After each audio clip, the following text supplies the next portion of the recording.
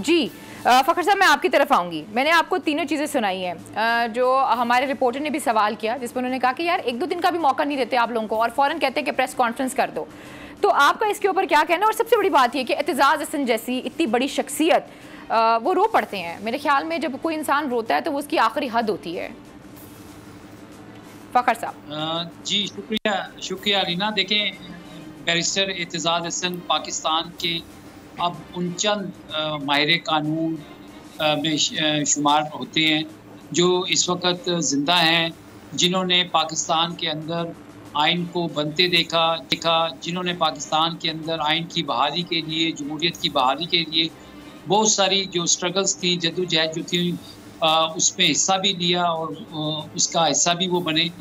अदलिया की आज़ादी के लिए 2007 में 8 में उन्होंने एक तहरीक शुरू की थी, वो उसका हिस्सा थे। आज जिस तरह से मुल्क के अंदर आइन और कानून बिल्कुल हमें मुअत्तल नज़र आता है, बुनियादी हकूक़ मुअत्तल नज़र आते हैं, तो यकीनन जो शीरी मज़ारी की हालत थी, जिस तरह से being a female person, Pakistan एक इस्लामिक कंट्री है और पाकिस्तान में इस तरह से ख़वातीन के साथ जो बर्ताव किया जा रहा है, ये यकीनन ना ही हमारी घरेलू तरबियत ऐसी है, ना ही कोई जो सरकारी तौर पर कोई तरबियत होती है उसका ये कोई हिस्सा हो सकता है। लेकिन बहुत ही अफसोसनाक सूरत हाल इस वक्त बनी हुई है और जिस तरह से आपने मुझे शॉर्ट्स दिखाए हैं नाज़रीन को और बताया है, देखिए इससे एक ही चीज़ साबित हो रही है, वो ये है कि इमरान खान को किसी ना किसी तरह से जो है ना कंफर्ट में रखा जाए और उनके सपोर्टर्स को अज़ियत दी जाए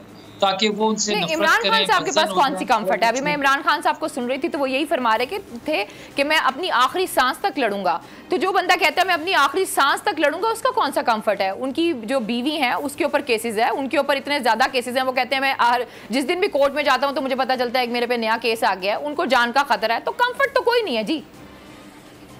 नहीं, देखिए मैं आपको ये बात, कंफर्ट से मेरी मुराद ये नहीं है कि उनके खिलाफ मुकदमात नहीं है। सबसे ज़्यादा मुकदमात तो हैं ही उन्हीं के खिलाफ। दहशतगर्दी से आप शुरू करें, तौहीन मज़हब से, और पता नहीं क्या क्या कितने मुकदमात हैं, वो तो बाहर निकलते हैं तो उनके ऊपर पर्चा हो जाता है, अदालत तक जाते हैं तो पर्चा हो जाता है।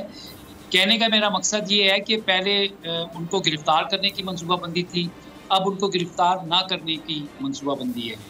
और उसकी बुनियादी वजह ये है कि उनकी सपोर्ट को, जो उनके सपोर्टर्स हैं, वर्कर्स हैं, उनको गिरफ्तार करके मुकदमात बनाए जा रहे हैं ताकि first year leadership, second year leadership, third year leadership और जितनी भी नीचे सतह पर है। आज इमरान खान ने खिताब भी किया और उन्होंने कहा है कि लोग, वर्कर्स जो हैं, सपोर्टर्स जो हैं, वो अपने आप को बचाएं गिरफ्तारियों से, चुप जाएं और ये जद्दोजहद जारी रहनी चाहिए। वो आखिरी गेंद तक लड़ने के लिए तैयार हैं और वो कभी अपनी शिकस्त तस्लीम नहीं करेंगे, अपनी हार तस्लीम नहीं करेंगे। लेकिन ये एतजाज़ हसन और इमरान खान जो बात कर रहे हैं वो इंसानी हकूक़ की बात कर रहे हैं। मुल्क के अंदर आइन के तहत हर एक के पास सियासी हकूक़ हैं, वो किसी भी जमात का हिस्सा बन सकते हैं और इस वक्त वो हकूक़ हमें मुअत्तल नज़र आ रहे हैं। और मैंने आपकी के फोरम पे पिछले साल ये बात कही थी कि पाकिस्तान डेमोक्रेटिक मूवमेंट जो है वो पाकिस्तान डिक्टेटर मूवमेंट मुझे नज़र आती है।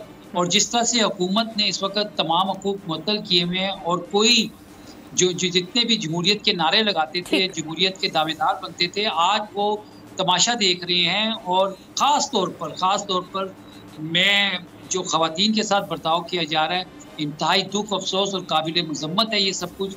पाकिस्तान अच्छा, बड़ी माज़रत के साथ आप बात तो बिल्कुल ठीक करें ख़वातीन के हवाले से, लेकिन वहाँ से जो जवाब आता है वो ये कहते हैं जी हमारे साथ तो ये हुआ था। तो बड़ी अजीबोगरीब किस्म की जस्टिफिकेशन की दी जाती है। मैंने कल भी के प्रोग्राम में भी ये बात की थी, जो माएँ होती हैं वो सबकी एक जैसी होती हैं। अभी जो एक वो बच्ची खतीजा के साथ किया जा रहा है, जो डिज़ाइनर है, आप उनकी हालत देखें कितनी ख़राब है। मेरे ख्याल में हमें इस दर्जे तक नहीं जाना चाहिए।